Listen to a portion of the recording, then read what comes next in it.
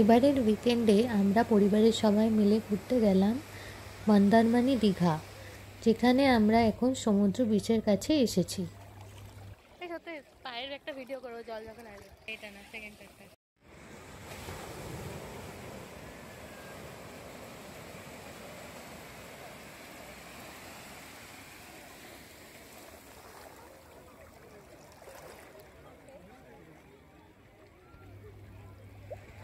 যখনই দেখি কোথাও সবাই এরকম একটা ভিডিও করে, তাই আমাদেরও খুব ইচ্ছা হলো এরকম একটা ভিডিও করার।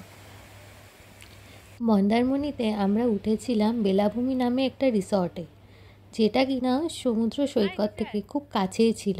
ওই যে দূরে যে বাড়িগুলো দেখা যাচ্ছে সেখানেই আমাদের রিসর্টটা ছিল। তো আমরা খুব সহজেই রিসর্ট থেকে যখন আমাদের ইচ্ছা করছিল আমরা সমুদ্রের কাছে চলে আসতে পারছিলাম।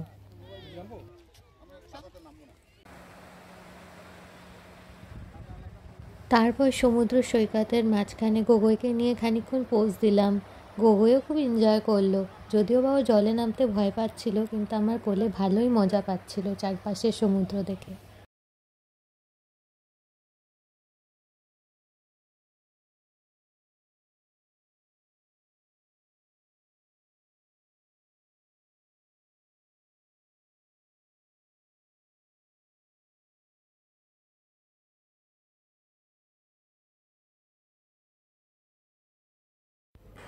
Now come to the part of my life where fuchka is important than everything.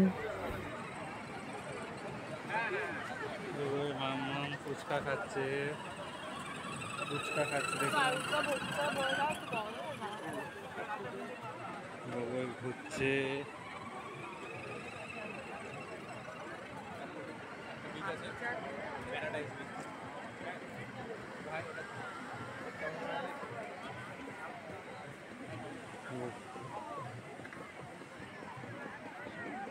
একটা সেলিব্রিটি দেখো,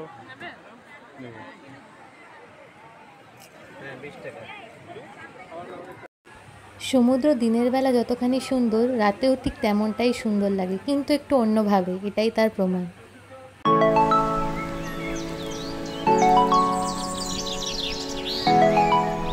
আমরা আবার রিসর্টে ফিরে এলাম, যেখানে গগৈ একটুখানি মজা করলো, দোলনায় চড়লো, আনন্দ করলো।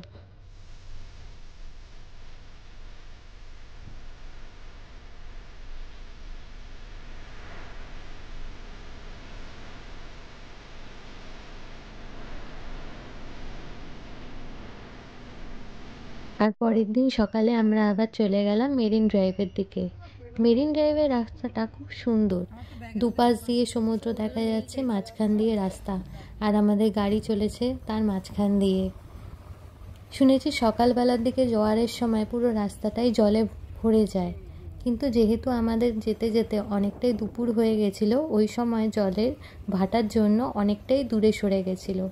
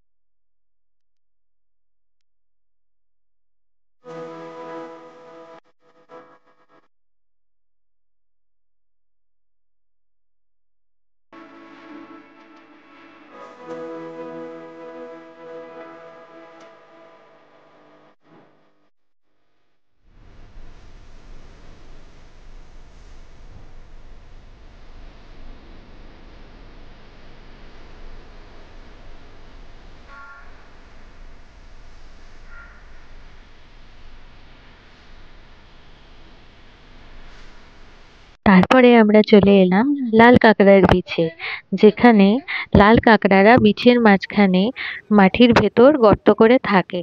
আর যখন পুরো শুনশান জায়গা থাকে তখন তারা বাইরে বেরিয়ে আসে খাবারের খোঁজে। গগৈ এখানে দৌড়ে দৌড়ে তাদেরকেই খোঁজার চেষ্টা করে চলছে। অসংখ্য গর্ত করে তারা ভেতরে এখন লুকিয়ে রয়েছে। ওই যে একটা পালালো গগৈকে দেখে। গগৈ এখানে ভাবছে যে এই লাল কাঁকড়ারা বেরিয়ে এলেই ও তাদেরকে ধরবে, কিন্তু ওরাও অনেক চালাক। যখনই দেখতে পাচ্ছে গগৈ ওদের পেছনে ধাওয়া করছে, ওরা গিয়ে আবার একটা বাসায় ভেতরে ঢুকে লুকিয়ে পড়ছে।